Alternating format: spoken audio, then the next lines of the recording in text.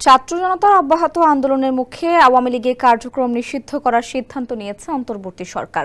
শনিবার রাতে উপদেষ্টা পরিষদের জরুরি বৈঠকে আন্তর্জাতিক অপরাধ ট্রাইব্যুনালে আওয়ামী লীগ ও এর নেতাদের বিচার কাজ শেষ না হওয়া পর্যন্ত সন্ত্রাস বিরোধী আইনে দলটির যাবতীয় কার্যক্রম নিষিদ্ধ করার সিদ্ধান্ত নেয়।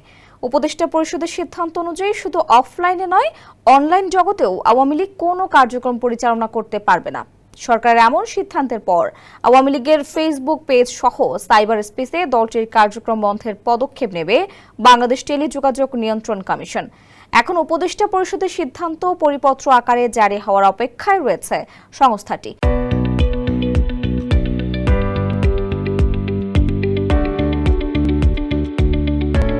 রোববার ডাক, টেলিযোগাযোগ ও তথ্য প্রযুক্তি মন্ত্রণালয়ে দায়িত্বপ্রাপ্ত প্রধান উপদেষ্টার বিশেষ সহকারী ফয়েজ আহমদ তৈয়ব এ তথ্য জানিয়েছেন।